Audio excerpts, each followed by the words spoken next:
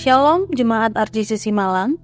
Kami sangat mengapresiasi dan berterima kasih kepada warga Kerajaan Allah di RJCC yang sangat antusias untuk hadir ibadah bersama dengan kami. Kami bersyukur Tuhan mempercayakan warga Kerajaan Allah yang sudah hadir baik untuk ibadah raya maupun ibadah roki atau gereja anak. Kami menghimbau agar setiap warga kerajaan dapat datang 30 menit sebelum ibadah dimulai. Dengan kedatangan lebih awal, Anda dapat memilih tempat duduk dengan lebih nyaman dan turut mendukung kelancaran jalannya ibadah. Dengan penuh sukacita dan hormat, kami menghimbau Bapak Ibu Saudara sekalian untuk kembali duduk di tempat yang telah disediakan, karena ibadah RJCC akan segera dimulai. Pada kesempatan ini, mari kita bersama-sama mempersiapkan hati, pikiran, dan diri kita untuk benar-benar fokus dalam beribadah kepada Tuhan.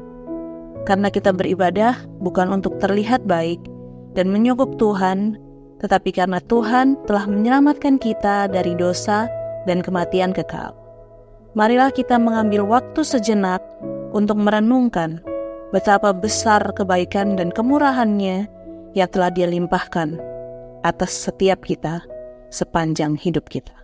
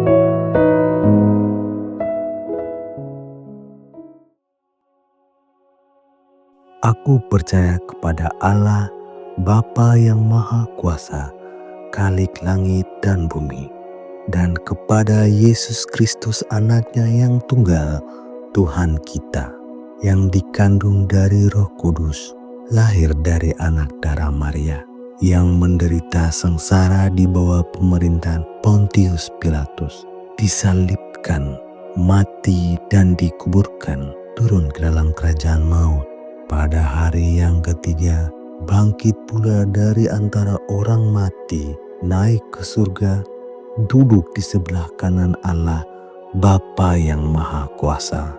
Dan dari sana Ia akan datang untuk menghakimi orang yang hidup dan yang mati. Aku percaya kepada Roh Kudus, gereja yang kudus dan am, persekutuan orang kudus, pengampunan dosa, kebangkitan tubuh, dan hidup yang kekal. Amin.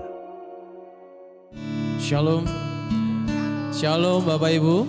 Shalom. Haleluya. Kasih senyumnya kanan kiri. Katakan Tuhan Yesus dahsyat. Haleluya. Sebelum kita sama-sama untuk memuji dan menyembah Tuhan saat ini, mari saya ajak Bapak Ibu untuk membaca di dalam Mazmur 2 ayat yang ke-11. Kita akan membaca sama-sama ya. 3, 2, 1. Beribadahlah kepada Tuhan dengan takut dan ciumlah kakinya dengan gemetar. Saat ini kita punya sebuah motivasi yang diperbarui karena kita sudah mengenal Injil, sudah mendengar Injil, dan biarlah itu mengubahkan pola pikir kita, cara pandang kita ketika kita beribadah saat ini. Kita datang di tempat ini bukan lagi karena kita ingin mendapatkan sesuatu dari Tuhan, tapi kita beribadah di tempat ini karena Tuhan sudah memberikan dirinya buat kita. Itulah segalanya yang kita perlukan buat dalam kehidupan kita saat ini. Amin. Untuk itulah kita beribadah di tempat ini. Untuk itulah kita menyembah. Untuk itulah kita bersuka cita. Untuk itulah kita menyanyikan segala perbuatannya, menceritakan segala perbuatannya. Apa yang kita mazmurkan, apa yang kita munculkan, kita keluarkan, kita katakan dari mulut kita adalah tentang Dia saja. Amin. Biarlah nama Tuhan dipermuliakan saat ini di tempat ini. Kita mau merenungkan apa yang sudah Tuhan buat, apa yang Yesus telah berikan bagi setiap kita, yaitu dirinya sendiri sebagai korban tebusan untuk menebus kita, orang-orang berdosa yang kita nggak layak seharusnya untuk hidup, tapi karena kasih karunia-Nya Ia memberikan dirinya sebagai korban menggantikan kita. Untuk itulah kita di tempat ini memuji Dia, mengagumi Dia, mengucap syukur, menyembah Dia. Terima kasih Tuhan Yesus. Bapak Ibu bebas untuk memuji Dia, untuk bangkit berdiri, mengangkat tangan, apapun itu di tempat ini. Biarlah hati kita, pikiran kita, hidup kita terfokus hanya kepada Yesus Kristus Tuhan.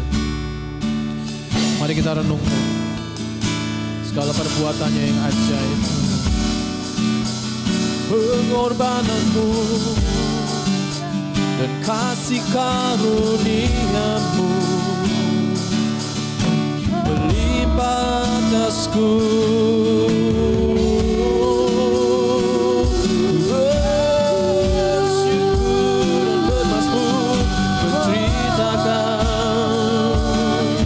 Ceritamu Tuhan, Kau buat atas hidupku Tuhan. Bersyukur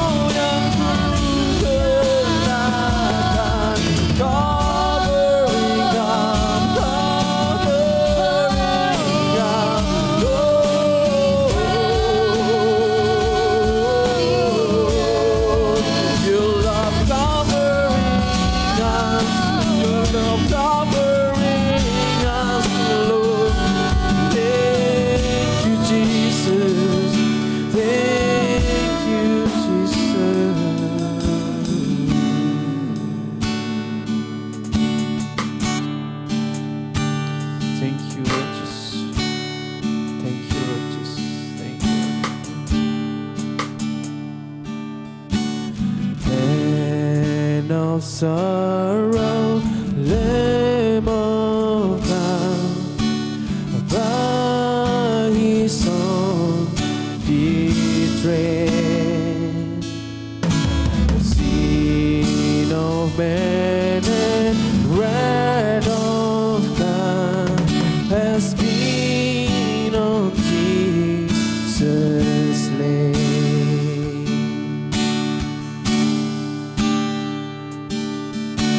Silent as He stood accused, beat and mocked and scorned,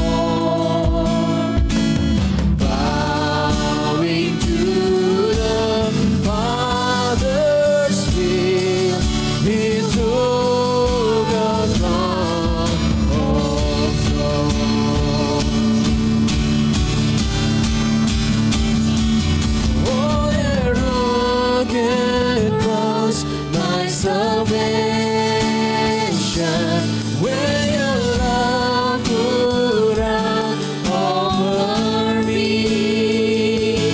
Now my soul cries out, hallelujah, praise and honor unto thee.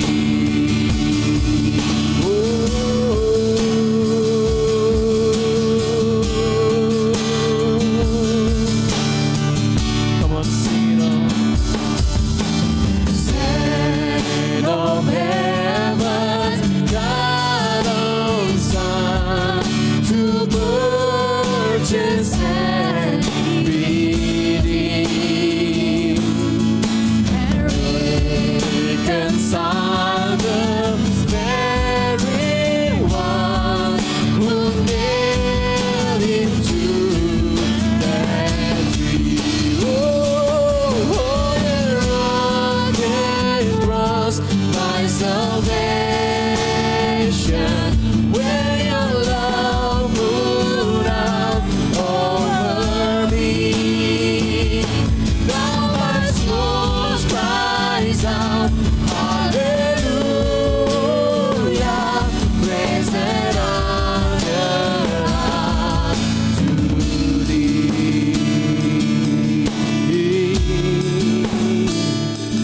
Now my debt is paid, it is paid in full by the precious blood that my Jesus lived. Now my curse of sin has no hold on me. Whom the Son set free, very free indeed. Now my debt is paid, it is paid in full by the precious blood that my Jesus will. Now the cross of sin has no hold on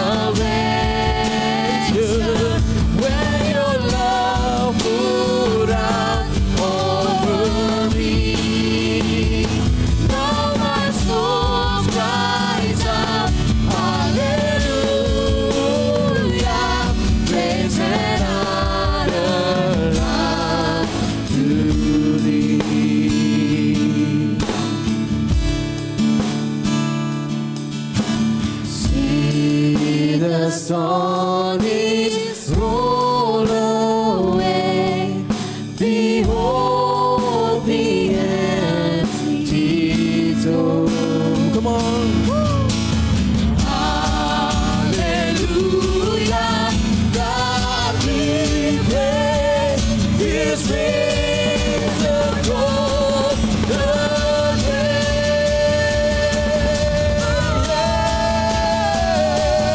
Oh, the rugged cross, my salvation. When your love poured out over me, now my soul cries out, hallelujah, praise and honor unto thee. Oh, the rugged cross, my salvation, where your love poured out over me. Now my soul cries out, hallelujah, praise and honor unto thee. Oh, that rugged cross, my salvation, when your love poured out over me. Now my soul cries out, hallelujah,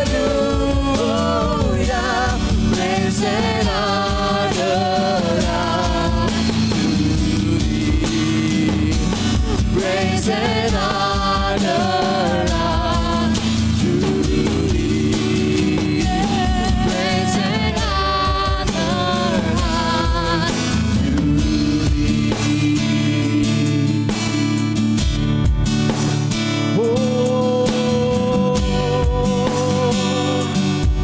let my soul, let my heart pray, hallelujah.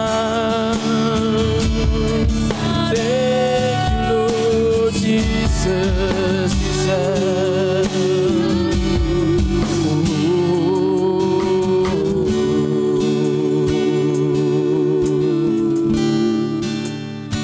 Thank you, Lord Jesus.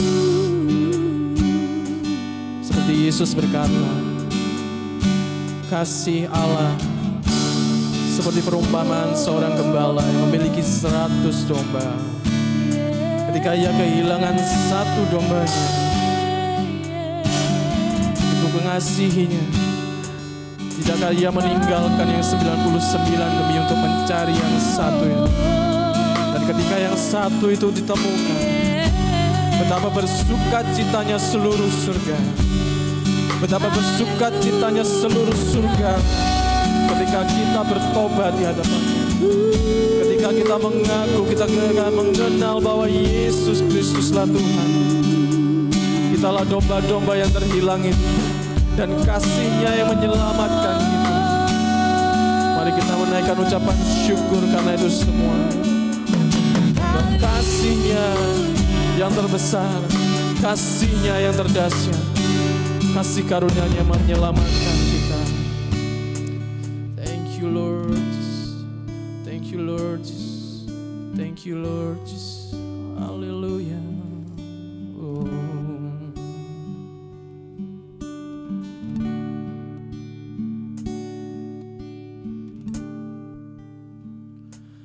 Oh, the overwhelming, never-ending, reckless love of God. Oh, He chases me down, fight till I found, leave the 99. I don't deserve it, I don't deserve it. Still you give yourself away. Oh, the overwhelming, never-ending, reckless love of God.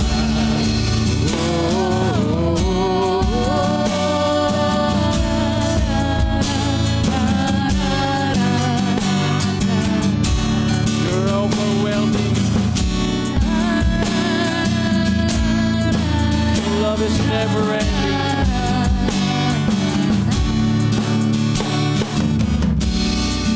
Before I saw the world, you were singing over me. You have been so good to me. You have been so good to me. Before I took my breath, before I took a breath, you breathed your life in me. You have been so kind to me. Oh, the overwhelming, never-ending, reckless love of God.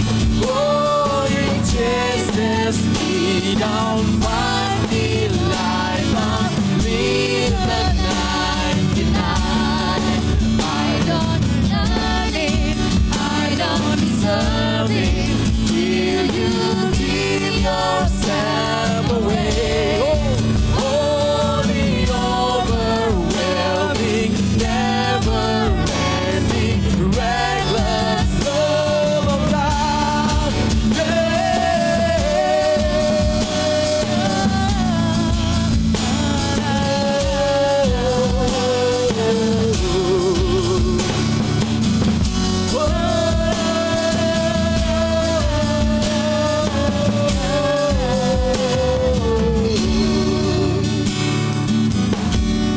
When I was your boy, you still your love for me.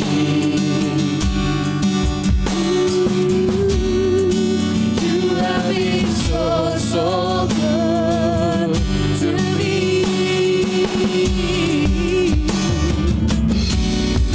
Well, there's no word, you paid it all for me. You have been so kind to me.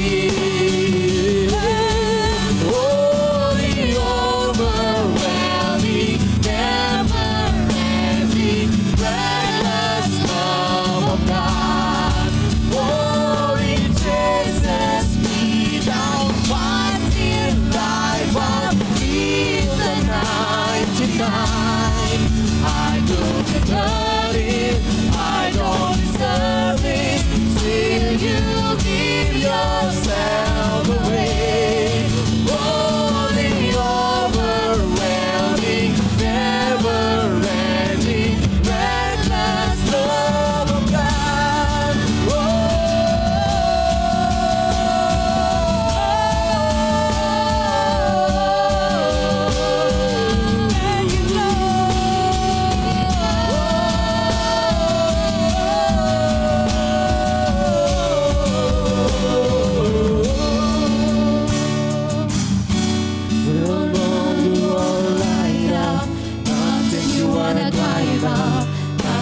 For me, say all you wanna keep down, mountain you wanna tear down, coming up for me. No shelter you wanna light up, mountain you wanna climb up, coming after me. Say all you wanna keep down, mountain you wanna tear down, coming after me. There's no you wanna light up, mountain you wanna climb up, coming after me. There's no you wanna kick down, mountain you wanna tear down, coming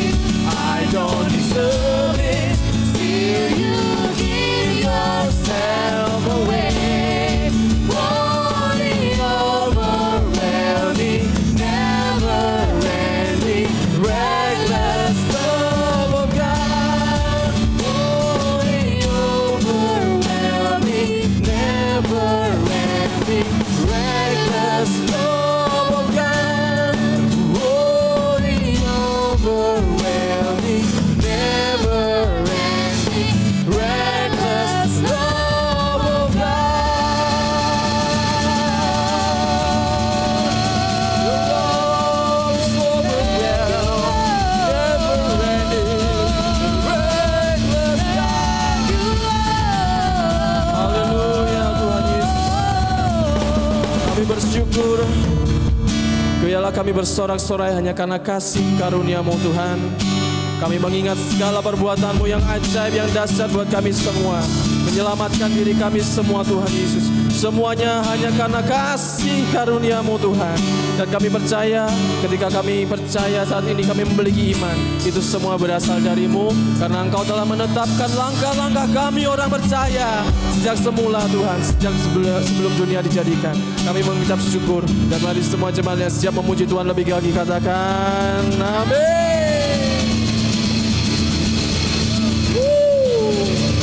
Siapa yang percaya kita di tempat ini tidak kebetulan, tapi kita telah ditentukan dan kita adalah orang-orang dipilih oleh Tuhan untuk menjadi umat-Nya. Amin. Katakan sama kanan kirinya, kita dipilih.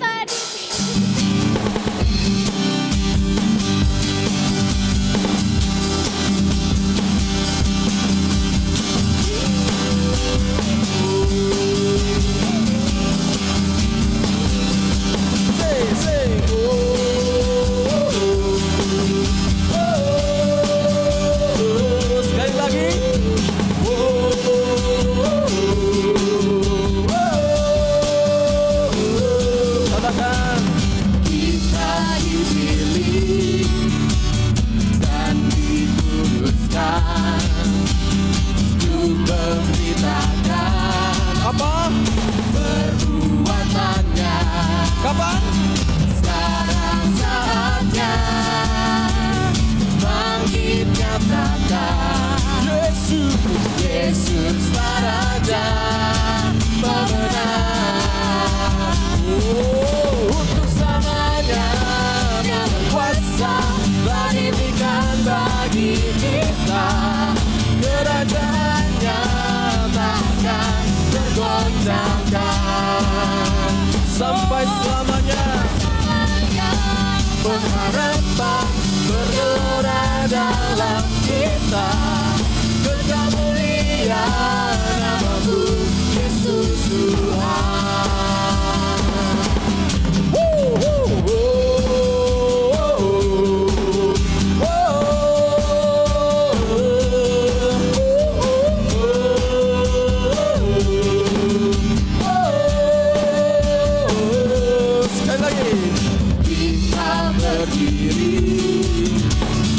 Dengan kuasa Roh yang dahsyat berserta kita. Untuk apa? Sekarang saatnya bangkit nyatakan Yesus Raja pemenang.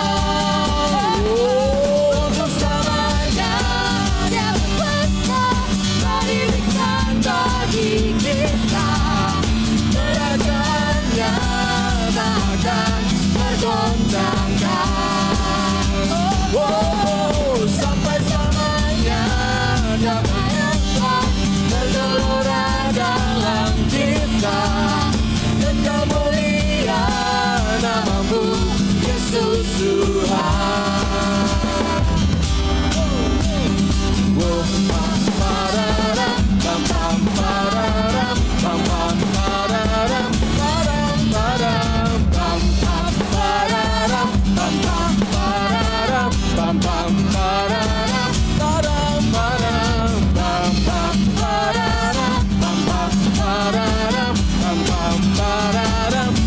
Sekali lagi katakan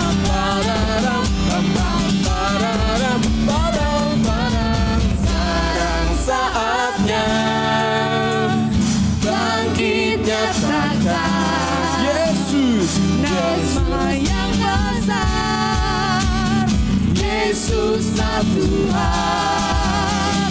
Sekarang saatnya bangkit nyatakan Yesus Raja pemenang. Untuk selamanya Dia berkuasa, telah diberikan bagi kita. Kerajaannya takkan tergoncangkan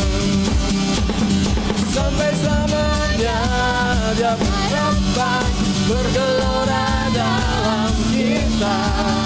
Kekal mulia namamu, Yesus Tuhan. Kekal mulia namamu, kekal mulia namamu, Yesus Tuhan. Kekal mulia namamu, kekal mulia namamu, Yesus Tuhan.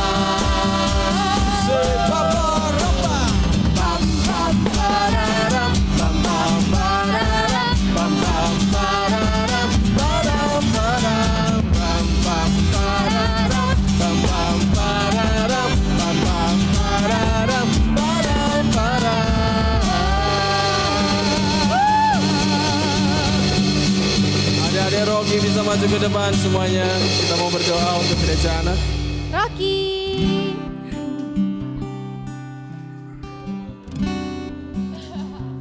Tetap berdiri Bapak Ibu. Ayo adik-adik Rocky segera maju ke depan. Kita akan berdoa sebelum ibadah kalian. Let's go.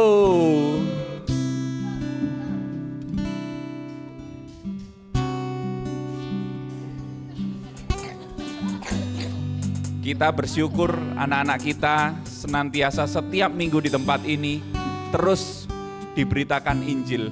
Mungkin kita orang tua ya, saya sharing sebagai orang tua sebelum kita berdoa. Terkadang kita itu punya ekspektasi yang, kok berbeda ya dengan ekspektasi ya. Tapi percaya Tuhan punya rencana yang indah. 3 tahun yang lalu saya terus ngomongin sama anak-anak saya kan Injil.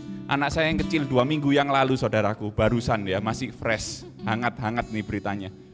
Saya tanya, apa firman Tuhan kemarin minggu di Rocky? Anak saya yang kecil ngomong, enggak tahu. Terus, loh coba diingat-ingat. Akhirnya dia ngomong apa? Tuhan Yesus, kenapa? Mati disalib. Kok keren jawab gitu. Istri saya terus ngomong, biasanya selalu ngomongnya kayak gitu Pak. Memang mau setiap minggu ya ngomongnya gitu aja firmannya. Oh tak kirain keren rek. Ternyata kakaknya saudaraku ngomong ke saya gini, oh itu cerita tentang Yusuf, ngomong tentang gospel connection-nya. Saya sampai wow, amazing Tuhan. Kita nggak tahu kapan anak-anak kita bisa ngomong tentang keindahan Kristus. Mungkin itu masih di intelektual, nanti akan terus berlanjut sampai mengkalibrasi hati. Tapi kita percaya benih firman yang kita tabur setiap hari, setiap minggu ke anak-anak kita, itu akan berbuah. Amin. Kita berdoa yuk, kami mengucap syukur Tuhan buat gereja anak di tempat ini Rocky. Kami tahu mungkin mereka terlihat lemah hari ini, tapi kami percaya Tuhan, setiap benih firman yang ditabur di dalam hati mereka, masuk dalam telinga, pikiran hati mereka, Injil itu menerobos setiap hati mereka, mengubahkan hati mereka, mengkalibrasi. Mereka boleh melihat keindahan Kristus melebihi apapun di dunia ini. Sejak mereka masih kecil, kami melepaskan berkat ini Tuhan. Mereka akan beribadah juga untuk guru-guru Rocky yang mengajar Tuhan. Mereka diberikan hikmat, mereka diberikan karunia untuk mengajar dengan bahasa-bahasa yang anak-anak bisa mengerti Tuhan. Menangkap dengan baik dan melakukannya. Kami memberkati mereka di dalam nama Bapa, Putra dan Roh Kudus, ketiganya yang esa, di dalam nama Yesus. Haleluya. Amin. Silakan duduk Bapak Ibu sekalian. Shalom RGCC, tiba saatnya kita diberikan kesempatan untuk memberi bagi pekerjaan Tuhan di tempat ini. Anda dapat memberi dengan cara transfer melalui rekening gereja, atau bisa juga dengan cara scan QR Code melalui aplikasi-aplikasi yang sudah tertera. Dan untuk Anda yang ingin memberi melalui cash, Anda dapat mengambil amplop persembahan di meja usher. Satu yang perlu kita ingat saudara, bahwa kita memberi bukan supaya kita diberkati, tapi justru karena kita sudah diberkati, maka kita punya kesempatan untuk memberi. Sebelum memberi, mari kita berdoa. Kami mengucap syukur Tuhan buat hari yang Engkau jadikan buat kami. Kami boleh menikmati cinta kasih dan anugerah-Mu sepanjang hidup kami Tuhan. Dan oleh karena pengorbanan-Mu di kayu salib, kami boleh menikmati berkat yang luar biasa, berkat yang besar Tuhan yang sudah kami terima Tuhan. Dan oleh sebab itu, hari ini Tuhan kami ingin memberi dengan hati yang semakin hari semakin diperbaharui Tuhan. Kami mau memberi dengan sukacita, sebab kami tahu Tuhan bahwa kami sudah menerima berkat itu bahkan sebelum kami memberi Tuhan. Dan kami berdoa biarlah persembahan ini boleh memperluas pekerjaan-Mu di tempat ini Tuhan, dan biarlah semua kembali untuk mempermuliakan nama-Mu Bapa. Kami berdoa dan mengucap syukur. Haleluya, amin. Selamat memberi, Tuhan Yesus memberkati.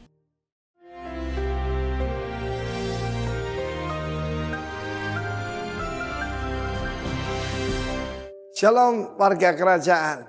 Saya mengucap syukur bahwa hari-hari ini kita mulai mengerti pentingnya rekonsiliasi. Di dalam firman Allah ditunjukkan bagaimana dua kerajaan yang sudah terpisah, kerajaan Yehuda bersama suku Benyamin dan kerajaan Israel yang disebut Yusuf dan Efraim dengan semua sekutunya. 10 suku yang lain ada di utara, itu sudah terpisah, sudah tercerai-berai sejak dikuasai oleh Asyur. Dan kemudian yang selatan dikuasai oleh Babylon dan sebagainya. Ada satu janji Tuhan yang luar biasa. Pertama-tama mujizat terbesar abad yang lalu adalah berdirinya negara Israel. Lihatlah pohon ara. Apabila daunnya mulai melembut maka akan musim panas sudah dekat. Dan kemudian saudaraku itu semua digenapi dalam Yeskiel mulai 36 dan 37. Dalam Yeskiel 37 saudara dengar tentang tulang-tulang kering. Ayat 12 berkata, bernubuat, aku membuka kubur-kuburmu, membangkitkan kamu hai umatku. Di dalam kehidupan saya sempat terlibat dalam pelayanan Aliyah. Aliyah itu mengembalikan bangsa Israel ke negerinya. Dan firman Allah menjanjikan, aku berikan rohku kepadamu dan kau akan tinggal di negerimu, ke tanah Israel. Bukan Palestina, Israel. Amen. Tidak pernah ada Palestina. Dan kemudian firman Allah mengatakan, ambillah 2 buah papan. Papan pertama firman Tuhan adalah Yehuda dan sekutunya, ayat ke-15. Hai engkau the son of dust, anak manusia. Ambil sepotong papan, tulis untuk Yehuda dan orang Israel bersekutu dengan dia. Yehuda dan Benyamin. Mereka jadi satu. Tetapi juga papan yang lain itu tertulis yaitu tentang Yusuf. Efraim adalah suku terbesar daripada Yusuf. Yusuf ada 2 suku ya, double blessing dia. Maka ada Efraim dan Manase. Tapi Efraim di sini ditulis di sana, dan seluruh kaum Israel bersekutu, gabungkanlah keduanya menjadi satu papan, ayat 17. Sehingga keduanya menjadi satu dalam tanganmu. Ketika Israel diserang, mereka tidak tanya lagi, kamu ini berasal dari mana? Banyak tentara Israel berasal dari Ethiopia yang disebut Falasa. Jadi kulitnya hitam. Dan saudaraku, mereka itu dipercaya adalah keturunan dari suku Dan. Dan saya dalam pelayanan di Aliyah itu saya tahu banyak yaitu Yahudi dari India. Bahkan ada Yahudi dari China. Di Indonesia ada beberapa lah. Salah satunya dari Pulau Kisar, saudara. Mereka masih mempertahankan yaitu cara-cara penyembahan. Dan saudaraku, ayat selanjutnya, kalau teman sebangsamu tanya, apa artinya itu semua? Katakan demikian karena firman Tuhan. Aku mengambil papan Yusuf dalam tangan Efraim setelah suku Israel yang bersekutu dengan menggabungkan papan Yehuda. Menjadi mereka satu papan dan mereka menjadi satu dalam tanganku. Ketika saudaraku, serangan daripada Hamas ini lebih jahat daripada Nazi ya. Karena itu mereka bilang Palestinasi. Palestinasi. Maka saudaraku yang dari luar Israel mereka masuk ke dalam dan untuk mempertahankan dan membela bangsa dan negara mereka. Berbeda di Bali ini banyak orang Rusia dan Ukraina yang tidak mau ikut perang, saudara. Tetapi di sini melalui kesesakan menjadi satu. Saya tidak tahu apa terjadi dalam kehidupan keluarga saudara. Tapi bila kesukaran bahkan yang ada di depan kita lebih mendekatkan kita satu dengan yang lain. Dan nubuatan ini pasti terjadi dan sudah terjadi. Saya pernah dapat satu kesempatan mendoakan orang-orang Yahudi dari Ukraina. Kloter pertama terbang ke Israel.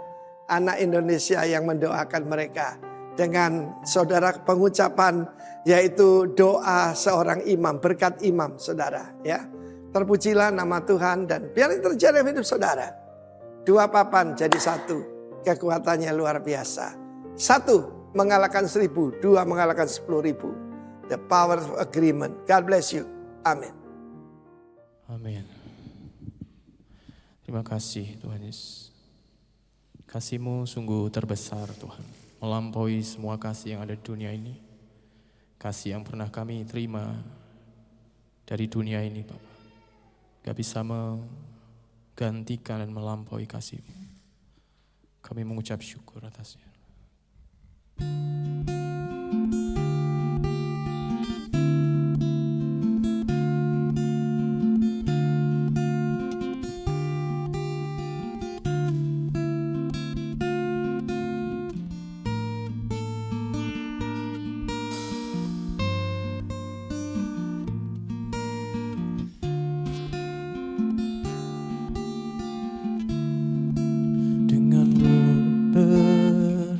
berteluh,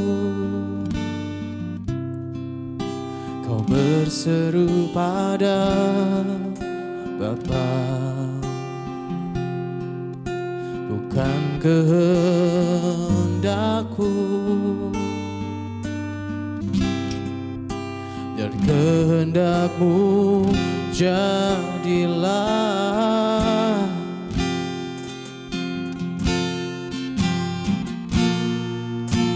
Tak pernah terlintas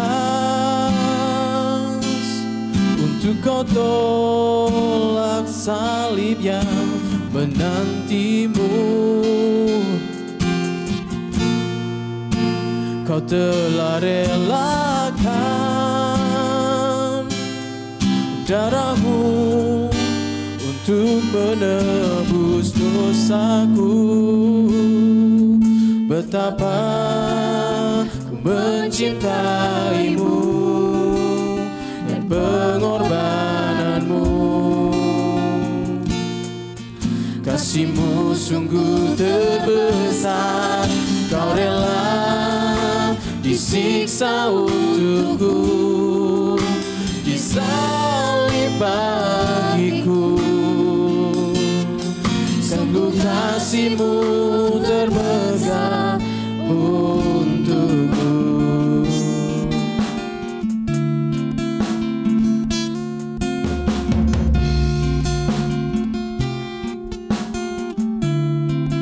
Dengan tubuh yang hancur, kau berseru pada Bapa, ampunilah mereka, sebab mereka tak tahu yang mereka lakukan.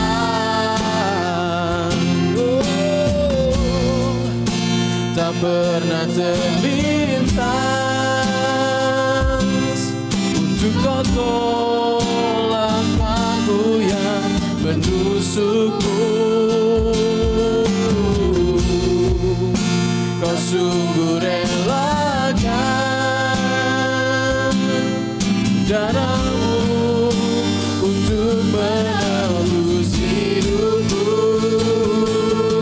Betapa ku mencintaimu dan pengorbananmu. Kasihmu sungguh terbesar, kau rela disiksa untukku, disalib bagiku. Kasihmu sungguh terbesar untukku.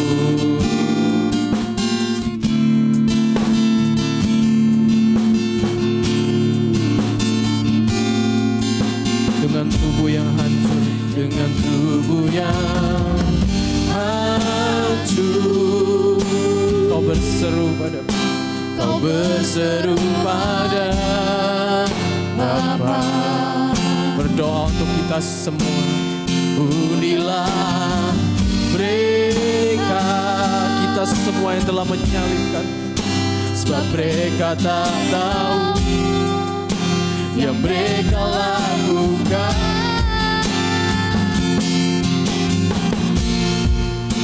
Tak pernah terlintas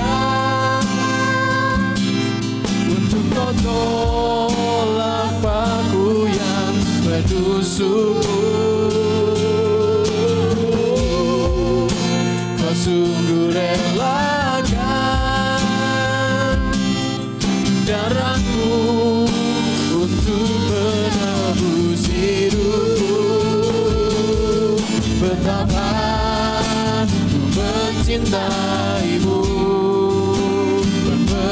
pengorbananmu.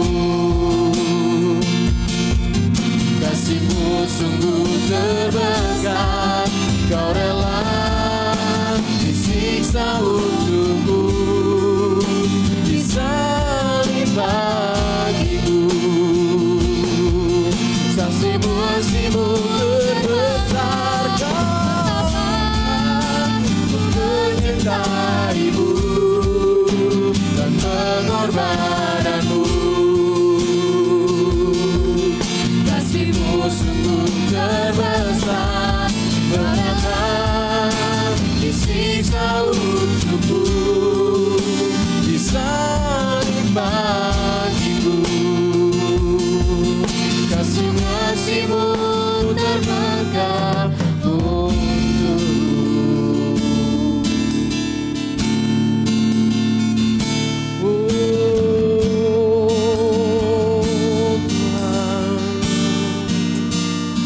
Kasih-Mu terbesar.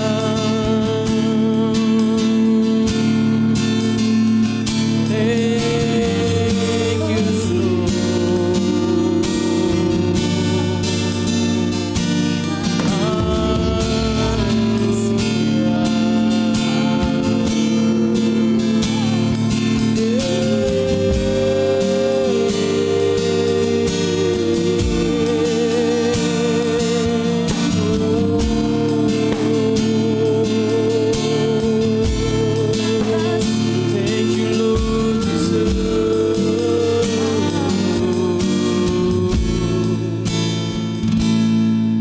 Betapa ku mencintaimu dan pengorbananmu. Sungguh kasih-Mu terbesar, Kau rela disiksa untukku, disalib bagiku. Sungguh kasih-Mu terbesar, betapa ku mencintaimu dan pengorbananmu. Kasih-Mu sungguh terbesar, Kau rela disiksa untukku, disalib bagiku. Sungguh kasih-Mu terbesar untukku.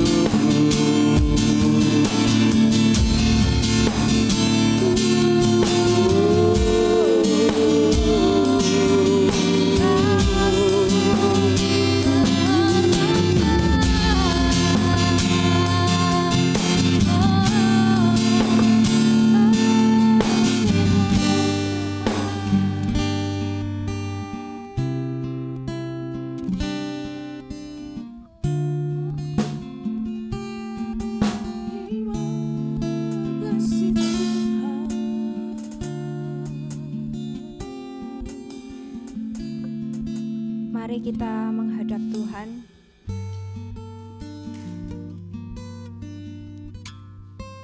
Masing-masing berdoa kepada Tuhan. Mari kita merenungkan setelah kita menyanyikan lagu ini, apakah betul bahwa sungguh kasih Yesus itu terbesar dalam hidup kita. Mungkin seringkali kita masih mencari kasih yang ada di dunia ini, kasih yang di luar Kristus.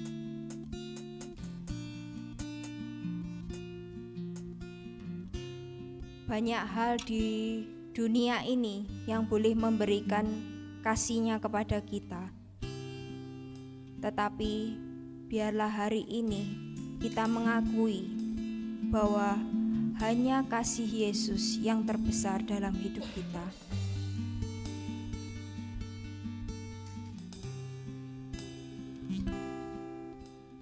Saat kita mencari kasih yang ada di dunia ini, kita sedang menyakiti hatinya Tuhan. Dan hari ini mari kita sama-sama mengakui kepada Tuhan, kita minta ampun bahwa sering kali di dunia ini kita mencari kasih yang ada di dunia ini, kita mencari kepuasan yang ada di dunia ini, dan kita sering melupakan Tuhan.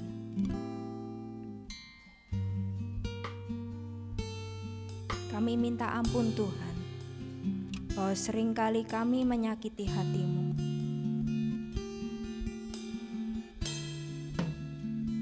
Tapi kami bersyukur kami memiliki Allah yang seperti Engkau. Kasih-Mu benar-benar tidak pernah bisa dibandingkan dengan apa yang ada di dunia ini Tuhan. Kalau kasih yang ada di dunia ini menuntut sesuatu, tapi kasih-Mu yang Kau berikan, Engkau tidak pernah menuntut kami. Justru kasih-Mu merelakan seluruh hidup-Mu untuk kami Tuhan. Biarlah hari ini Tuhan, setiap firman Tuhan yang kami dengar, itu boleh menerobos setiap hati kami. Injil-Mu yang berkuasa, bukan dengan kondisi, bukan dengan situasi, tapi kami percaya kuasa Injil-Mu itu yang mampu mengubah hati setiap kami Tuhan. Roh Kudus, Engkau yang memberikan pengertian, Engkau yang memberikan hikmat kepada setiap kami, sehingga kami dimampukan, kami dibuat mengerti oleh kebenaran firman-Mu hari ini. Kami mengucap syukur, Bapa, Putra, dan Roh Kudus, kami siap mendengarkan firman-Mu. Haleluya, amin.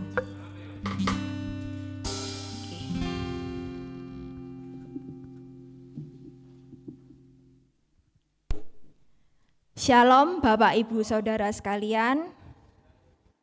Oke, hari ini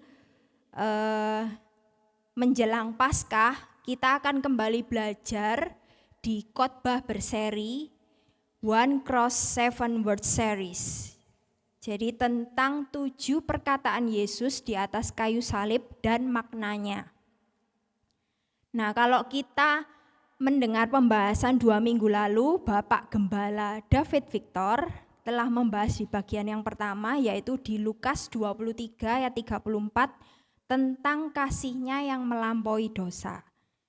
Nah, hari ini kita akan belajar bersama di seri selanjutnya, yaitu yang kedua dengan judul Amazing Grace. Klik.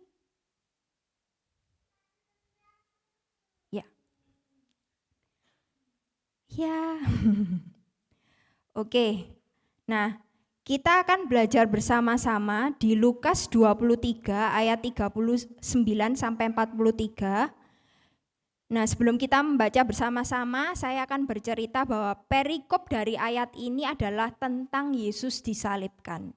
Jadi Bapak Ibu Saudara mungkin nggak asing dengan cerita tentang Yesus disalibkan. Hampir setiap tahun mungkin kita merayakan Paskah bercerita tentang Yesus disalibkan.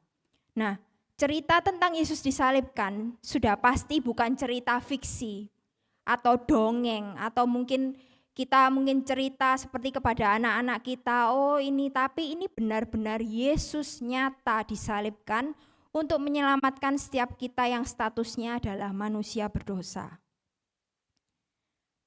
Kisah Yesus disalibkan mengingatkan kita selalu bahwa sebenarnya kita yang semestinya ada di salib.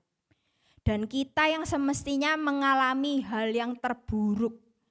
Tetapi Yesus yang adalah Tuhan, Dia adalah Allah yang benar. Dan kalau kita baca di cerita sebelumnya, Yesus tidak ditemukan kesalahan sedikit pun. Tetapi Ia rela menggantikan kita dan mengalami hal yang terburuk, supaya saudara dan saya mendapatkan yang terbaik dari Tuhan, yaitu Kristus menyelamatkan kita. Amin. Oke, kita baca karena ayatnya enggak banyak. Mari kita baca bersama-sama, Bapak Ibu Saudara sekalian yang kuning. Lalu di ayat 43 kita baca bersama-sama. Lukas 23 ayat 39 sampai 43. Seorang dari penjahat yang digantung itu menghujat dia ini Yesus. Katanya, bukankah engkau adalah Kristus? Selamatkanlah dirimu dan kami.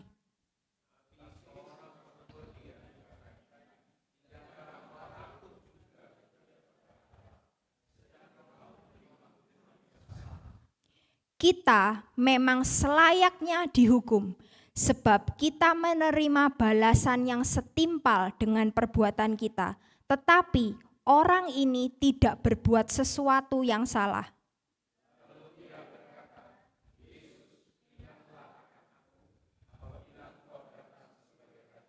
Kita baca sama-sama ayat 43, 1, 2, 3. Kata Yesus kepadanya, "Aku berkata kepadamu, sesungguhnya hari ini juga engkau akan ada bersama-sama dengan aku di dalam Firdaus." Oke, jadi hari ini pembahasan kita adalah perkataan Yesus yang kedua di Lukas 23 ayat 43 yang berbicara, "Sesungguhnya hari ini juga engkau akan ada bersama-sama dengan aku di dalam Firdaus." Oke, kita akan bahas bersama-sama ayat ini. Kita mulai dengan kata sesungguhnya. Jadi perkataan ini diawali dengan kata sesungguhnya. Kalau kita baca di terjemahan sederhana Indonesia dikatakan, "Sesungguhnya aku itu Yesus ya, menegaskan kepada kamu." Jadi Yesus ini ngomongnya bukan kayak ini suatu hal yang enggak memastikan, ada keraguan, tapi sebenarnya Yesus lagi ngomong sesungguhnya, ada ketegasan di dalam Yesus waktu ngomong kata sesungguhnya. Nah, Yesus mengawali dengan kata sesungguhnya menunjukkan adanya sebuah kepastian. Tidak ada keraguan. Jadi ada kepastian yang jelas di dalam Kristus. Kepastian tentang apa? Kepastian akan keselamatan. Selanjutnya, kata hari ini juga. Jadi dikatakan bukan hanya sesungguhnya, tetapi hari ini juga. Kalau hari ini berarti Bapak Ibu Saudara sudah tahu, bukan kemarin atau yang akan datang, tapi hari ini berbicara tentang sekarang, saat ini, detik ini juga. Jadi Yesus berbicara kepada penjahat yang berkata, "Yesus, ingatlah akan aku apabila engkau datang sebagai raja." Jadi Yesus lagi berbicara kepada penjahat itu bahwa sekarang juga, detik ini juga, saat ini juga kamu telah beroleh keselamatan. Jadi keselamatan dari Tuhan itu sekarang dan Dia ada bersama dengan kita. Amin. Engkau akan ada bersama-sama dengan aku di dalam Firdaus.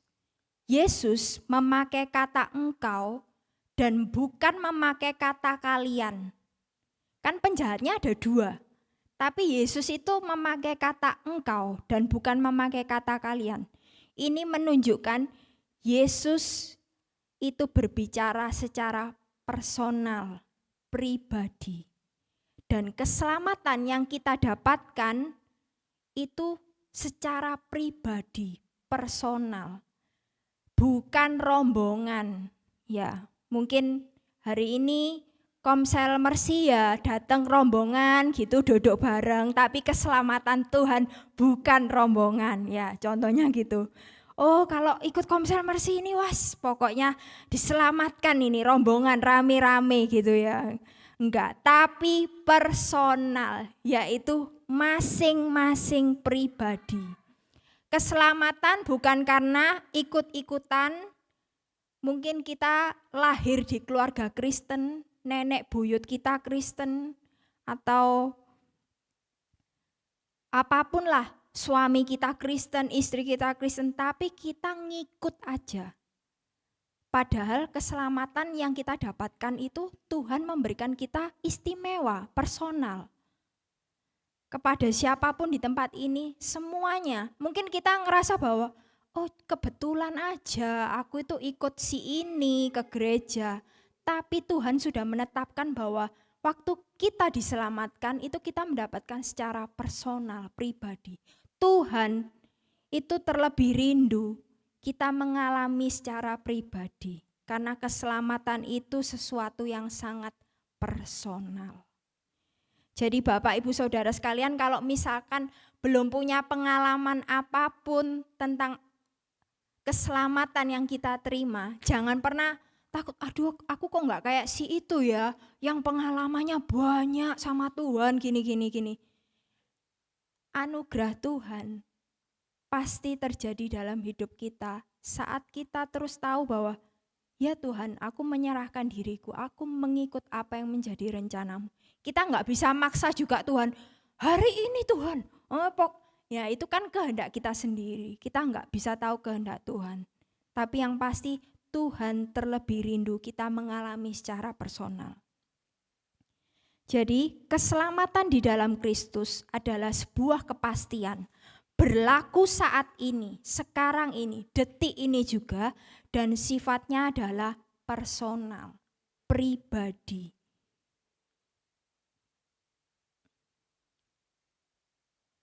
Sesungguhnya hari ini juga engkau akan ada bersama-sama dengan aku di dalam Firdaus. Nah, Yesus menjanjikan sesuatu. Apa yang Yesus janjikan? Engkau akan ada bersama-sama dengan aku di dalam Firdaus. Firdaus adalah sorga. Nah, biar enggak terlalu serius, banyak guyon tambahan. Saya mau bertanya kepada Bapak Ibu Saudara sekalian, harus dijawab jujur ya. Siapa di sini yang ingin masuk surga? Loh, saya tapi ragu sama angkat tangan tapi gini ya. Ya apa? Ayo jebakan apa enggak? Siapa di sini yang rindu masuk surga? Loh, enggak. Oh, Jasmine aja loh. Nah, jebakannya adalah kalau enggak ada yang berani angkat tangan, apa kerinduan Bapak Ibu Saudara itu ingin masuk neraka? Nah, kayak gitu ya. Atau kebalikannya mungkin kalau Kak Evan bercanda, nanti kalau ada yang angkat tangan, nanti dikira saya mengharapkan Bapak Ibu Saudara sekalian cepat meninggal gitu ya. Ingin masuk surga cepat-cepat. Nah. Oke, kembali lagi. Seringkali kita itu datang beribadah, kita rajin mungkin saat teduh berdoa, kita rajin melayani, kita berbuat baik, tujuannya apa? Supaya endingnya masuk mall, masuk surga, dan tidak masuk neraka. Jadi sebenarnya surga itu menjadi fokus dalam hidup kita. Kekekalan, ya berbicara tentang kekekalan. Tapi di ayat ini sebenarnya Yesus itu fokusnya bukan kepada surga, bukan di dalam Firdausnya. Tetapi Yesus menekankan engkau akan ada bersama-sama dengan aku. Jadi sekalipun mungkin Yesus mengajak kita ke neraka, tapi kita bersama Yesus, Bapak Ibu Saudara sekalian mau? Ibu Gembala saja yang berani jawab ya. Yang kita pentingkan bukan soal surganya, tempatnya, goalnya, tapi kita bersama-sama dengan siapa. Jadi sorga bukan tentang tempat, tetapi hidup bersama dengan Tuhan dalam hadiratnya dan kepenuhan kasih-Nya. Sorga yang sesungguhnya adalah kita dapat bersatu dan berada dalam hadirat Tuhan. Karena kita sadar kita itu manusia berdosa, status kita musuh Allah. Kita terpisah dari Tuhan. kita nggak bisa hidup bersama dengan Tuhan. Tapi melalui salib Kristus, Yesus turun ke dunia untuk menebus dosa dan pelanggaran kita, supaya setiap kita dapat bersatu dengan Bapa dan tinggal dalam hadirat-Nya. Jadi menikmati surga bukan nanti kalau kita sudah meninggal, tetapi menikmati surga adalah saat ini, sekarang, detik ini. Surga semakin nyata dalam hidup kita dan dalam keluarga kita. Kan orang-orang biasanya quote-quote gitu ya, surga ada di dalam keluargaku. Wah, kalau aku bertemu Eldin, aku melihat surga, misalkan gitu. Nah, yang dipentingkan mungkin subjeknya, tempatnya, orangnya, kondisinya, situasinya. Tapi yang dimaksud surga adalah kita bersama dengan Kristus. Sekalipun kita menemukan surga dalam keluarga kita, tapi kalau keluarga kita nggak berpusat kepada Kristus, Injil nggak menjadi dasar dalam kehidupan keluarga kita juga nggak menemukan surga yang sesungguhnya. Jadi surga yang sesungguhnya di mana kita bisa bersatu dengan Kristus dan berada dalam hadirat-Nya. Nah, setelah kita mempelajari perkataan Yesus tadi, mungkin kita bertanya, bagaimana caranya supaya kita bisa menerima itu? Nah, kita akan kembali ke konteks di Lukas 23 ayat 39 sampai 41. Di situ kan ada dua penjahat, di sebelah kanan dan di sebelah kiri Yesus yang sama-sama disalib. Tapi kedua penjahat ini memiliki reaksi dan respon yang berbeda saat bertemu dengan Yesus. Yang pertama, penjahat ini digantung dan menghujat Yesus, katanya, "Bukankah engkau adalah Kristus? Selamatkanlah dirimu dan kami." Tetapi respon penjahat yang lain dikatakan, "Tidakkah engkau takut juga tidak kepada Allah, sedang engkau menerima hukuman yang sama? Kita memang selayaknya dihukum, sebab kita menerima balasan yang setimpal dengan perbuatan kita, tetapi orang ini tidak berbuat sesuatu yang salah." Nah, kalau kita berbicara tentang kedua penjahat ini, pasti waktu kita baca ayat 39, kurang ajar penjahat ini memang sama Tuhan ini. Wes, kok berani ya? Wes menghina Tuhan apa-apa. Tapi sebenarnya penjahat ini adalah gambaran kita. Ada yang mukanya, hah? Oh, segitu ya. Kok aku? Gambaran penjahat yang pertama yang disebutkan di ayat 39 ini adalah kita. Kita pikir kita ini adalah manusia baik yang layak diselamatkan. Padahal kita ini sebenarnya statusnya sama-sama penjahat karena dosa. Cuman di cerita ini ditemukan mereka disalib dan kita sekarang penjahat-penjahat yang masih, ya kita masih hidup, bisa makan bakso, makan mie, ya makan Indomie gitu ya Gilbert ya. Jadi kita masih bisa menikmati apa yang di dunia ini. Bedanya apa gitu? Kita cuman mikir ini disalib, ini penjahat yang pasti jahat.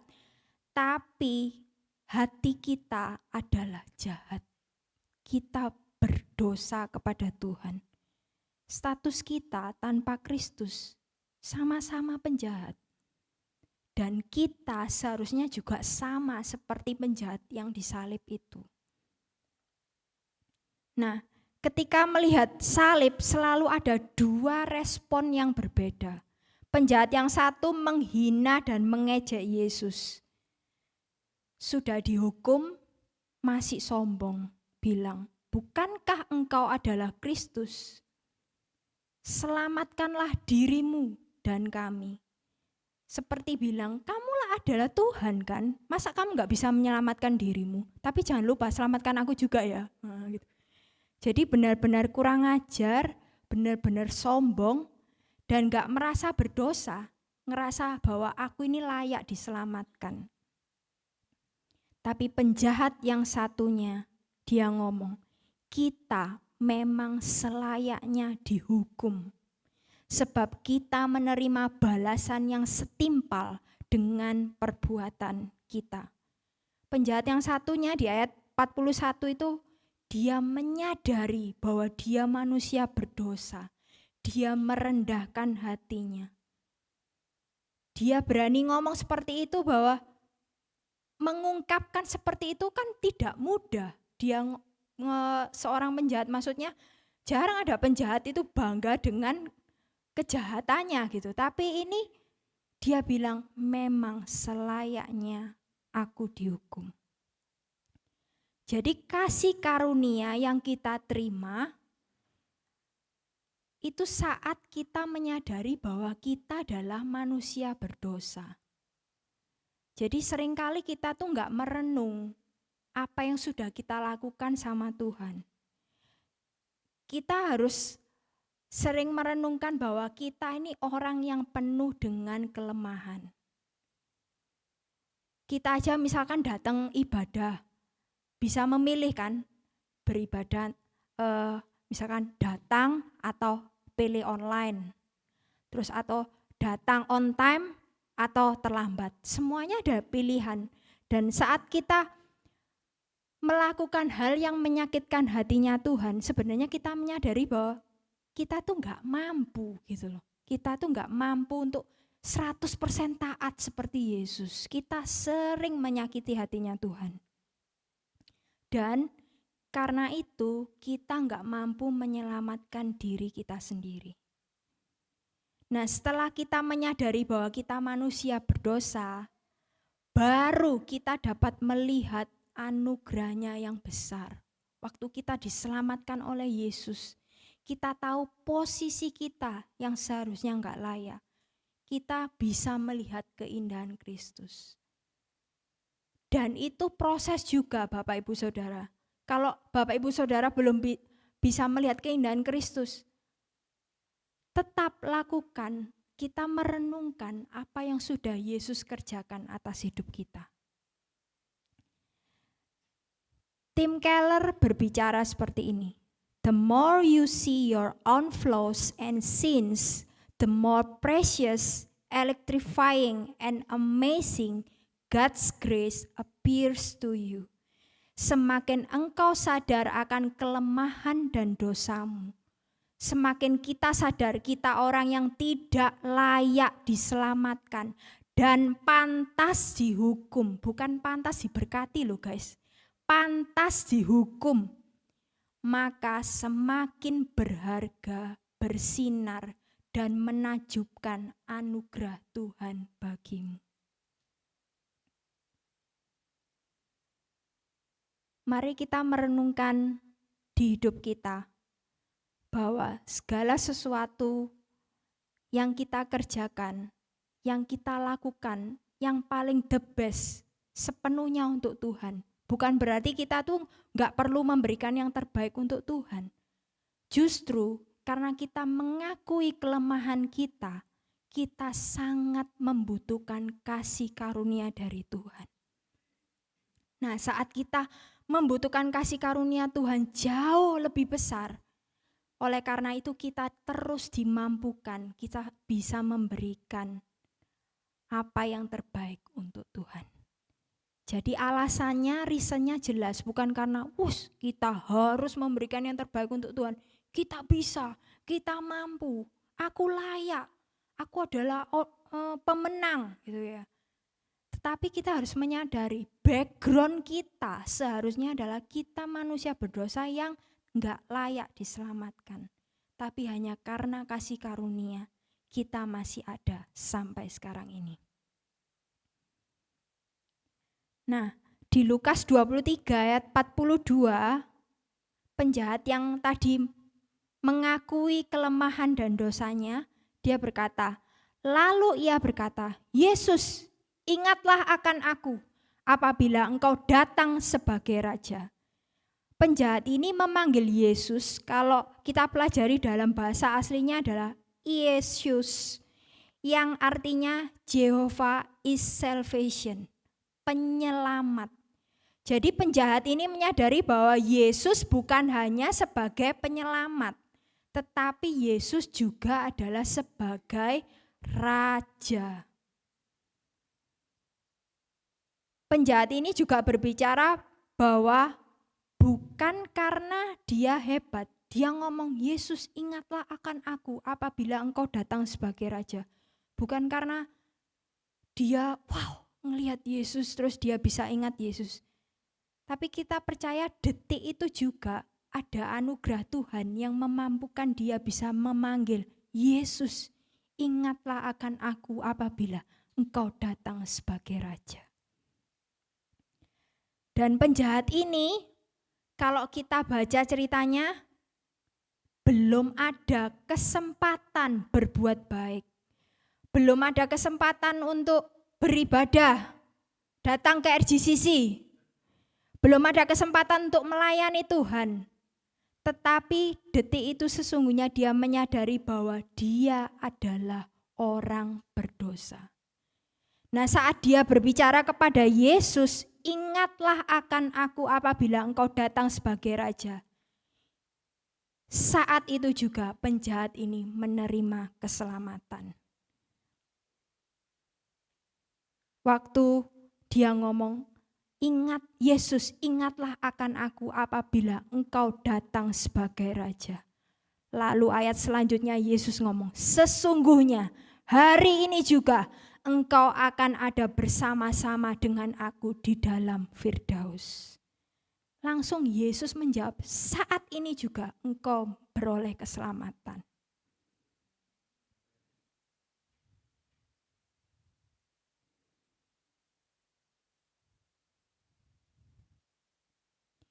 Perkataan Yesus yang kedua menegaskan bahwa kita yang tidak layak hanya bisa diselamatkan oleh kasih karunia. Buktinya ya di kisah penjahat ini.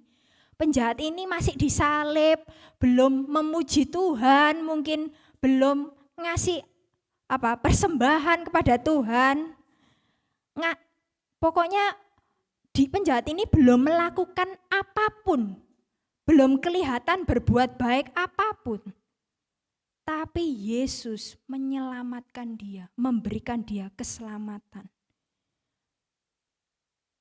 Nah, ini kabar baik buat setiap kita bahwa Yesus menyelamatkan Anda dan saya bukan semata karena kita sudah berbuat baik, sudah melayani, melainkan hanya karena anugerahnya yang melimpah atas kita. Saat kita menyadari keberdosaan kita, kita menyadari aku ini memang gak layak Tuhan. Aku ini musuhmu.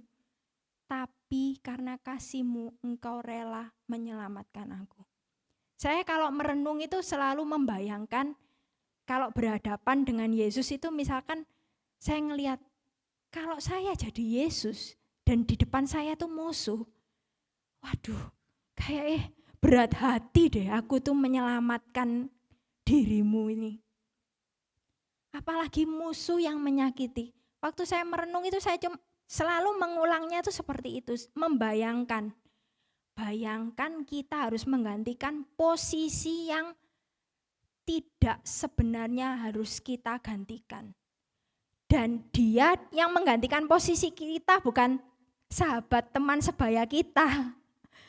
Bukan manusia biasa, tapi dia adalah Tuhan, Raja segala raja. Dia yang layak menerima kemuliaan dan hormat, tapi justru dia menerima hukuman karena kita. Jadi saat kita sudah hari ini, mungkin kita sudah percaya Yesus, kita mungkin bisa melakukan apa yang bisa kita lakukan untuk Yesus, kita melayani, kita belajar Injil, tidak ada yang perlu kita sombongkan. Dan gak ada yang perlu kita banggakan di hadapan Tuhan. Karena semuanya karena kasih karunia saja.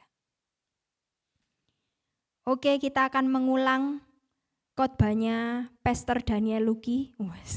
Jadi 40 menit lagi. Enggak. Kognitif akan menjadi afektif saat kita sering reflektif. Ya. Mari kita refleksi hati kita masing-masing.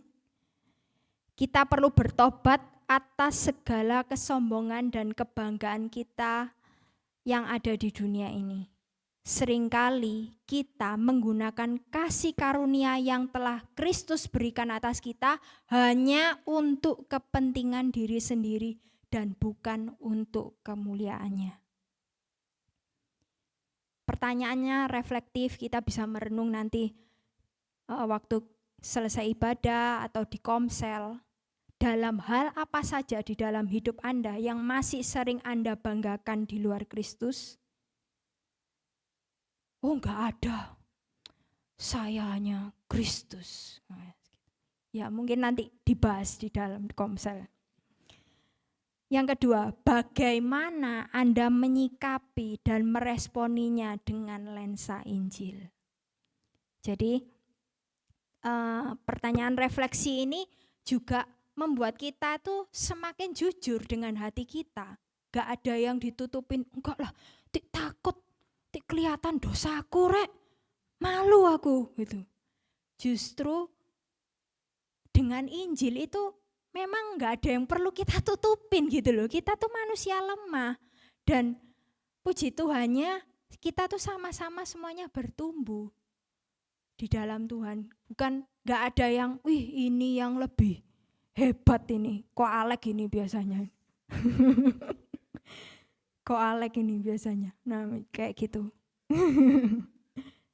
Jadi gak ada yang perlu kita banggakan di dalam hidup kita. Hanya karena kasih karunia-Nya saja.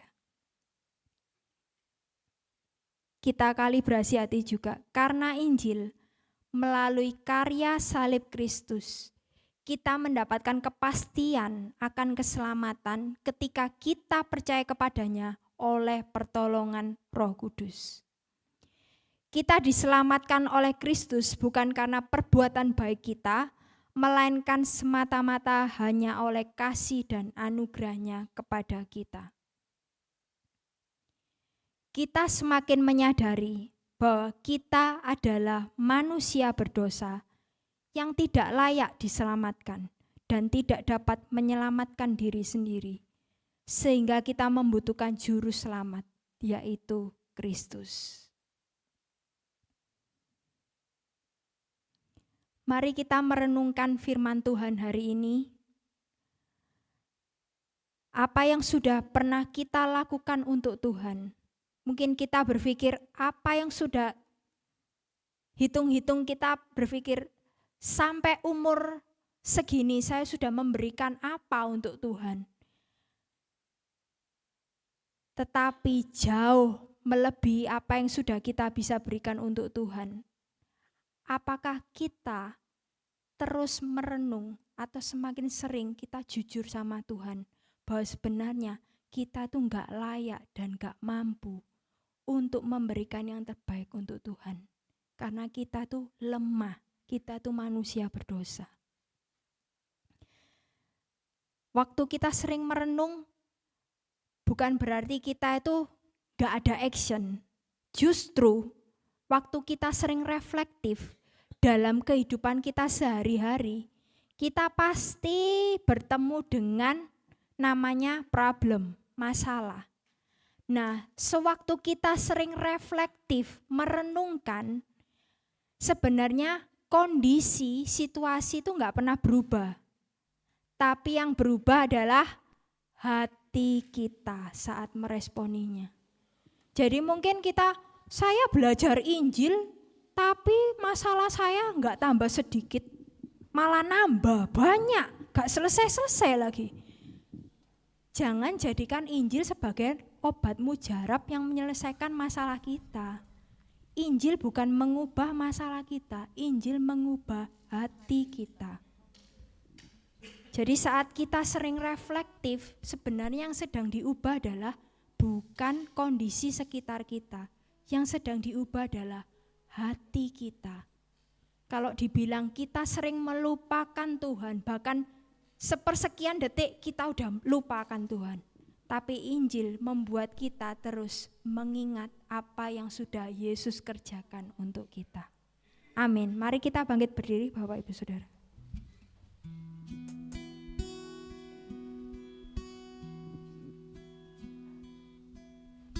Mari kita merenungkan firman Tuhan hari ini dan mengkalibrasi hati kita masing-masing. Mungkin banyak hal yang sering kita sombongkan dan kita merasa lebih baik dari orang lain. Kita sering membanggakan sesuatu yang di luar Tuhan.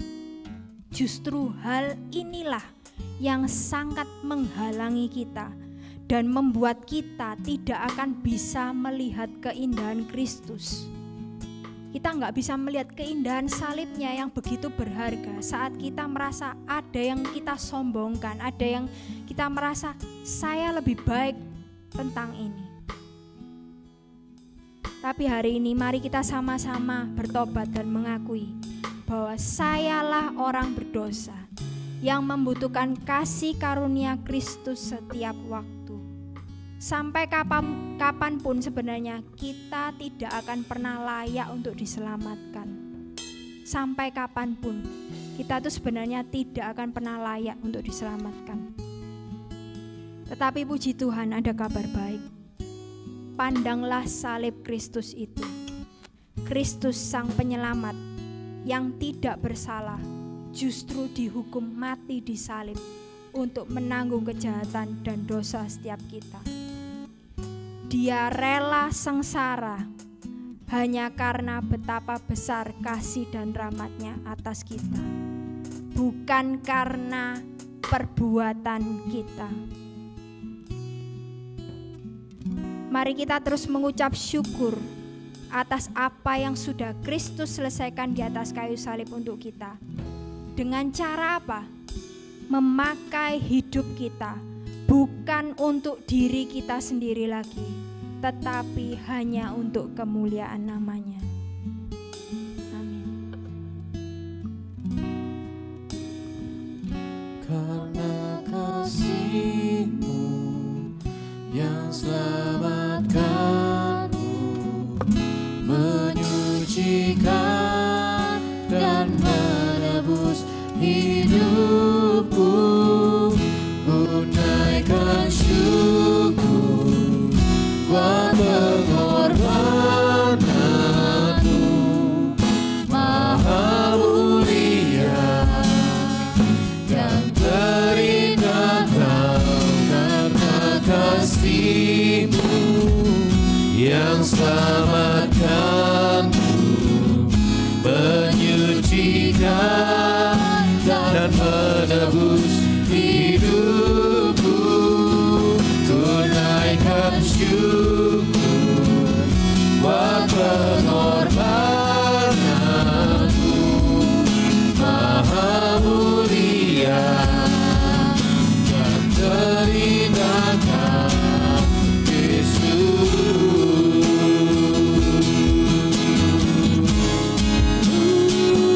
Karena kasih-Mu yang selamatkan-Ku,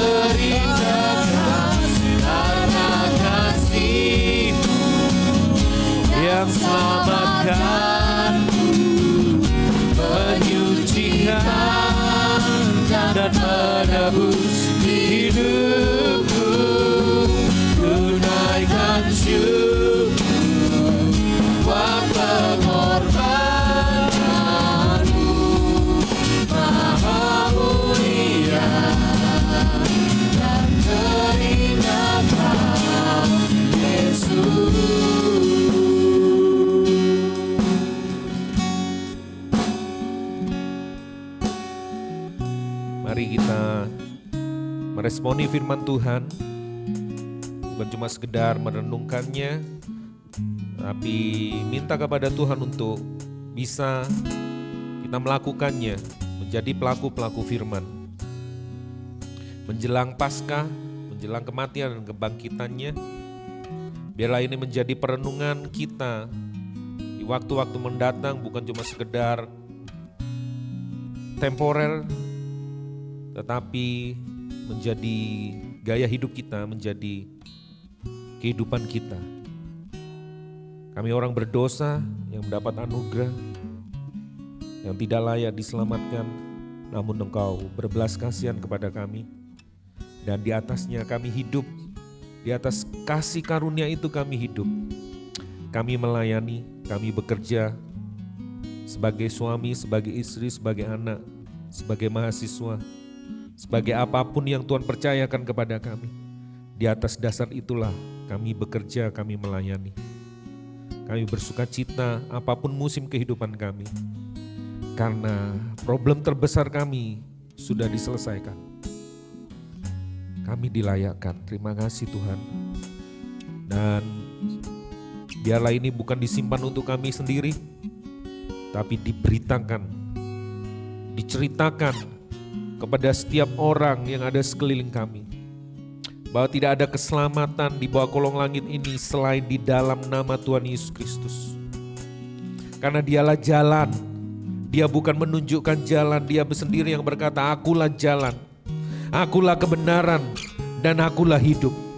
Barang siapa menghadap kepada Bapa, dia tidak mungkin datang kepada Bapa tanpa melalui aku. Menceritakan itu, dan itu pesan terakhir dari Raja kita, penebus kita yang hidup yang kekal. Pergi, jadikan semua bangsa muridku, ajarlah mereka melakukan tepat seperti apa yang aku lakukan. Dan akhirnya jemaat Tuhan, angkat tanganmu dan terimalah berkat Tuhan ini. Tuhan memberkatimu, Tuhan melindungimu, Tuhan mengarahkan wajahnya kepadamu, menyinari engkau dengan sinar wajahnya, memberikan kepadamu kasih karunia, memberikan kepadamu damai sejahtera. Roh Kudus yang ada di dalam dirimu mengingatkan selalu firman Tuhan yang telah engkau dengar, mengingatkan dalam hatimu, menuntun engkau, membimbing engkau, menguduskan engkau, menyucikan engkau hingga kepada kesempurnaannya, di mana Yesus Kristus memerintah sebagai Raja di langit bumi yang baru bersama dengan gerejanya, bersama dengan orang-orang kudusnya. Dan kami terima berkat Tuhan ini sampai selama-lamanya, mulai hari ini sampai selama-lamanya. Di dalam nama Bapa, Tuhan Yesus, dan Roh Kudus, kami mengucap syukur, kami berdoa. Yang percaya bersama-sama katakan, amin, amin, amin. Silakan duduk Bapak Ibu Saudara. Ada beberapa pengumuman. Yang pertama, sebelum saya lupa, seharusnya kemarin saya harus kasih tahu kepada tim RCM, tapi enggak apa-apa ya. Akan diadakan baptisan air. Ya, baptisan air pada ini perayaan Jumat Agung, setelah Jumat Agung ya. Bagi Bapak Ibu Saudara yang belum dibaptis dan rindu, bukan ikut-ikutan ya, bukan ikut-ikutan, mengambil keputusan untuk ya, aku mau menyerahkan hidupku, mau menjadi murid Kristus dan mau dimuridkan serta memuridkan orang lain nantinya. Nah, Bapak Ibu Saudara bisa segera mendaftarkan langsung ke saya. Nanti akan diadakan di pas Jumat Agung ya. Di Jumat Agung setelah ibadah kita akan mengadakan baptisan air. Syaratnya bawa apa? Mengisi form pendaftaran dan foto 3x4 ya, 2 lembar. Itu saja. Terus ada ya 2. Ada pengumuman yang lain, staycation.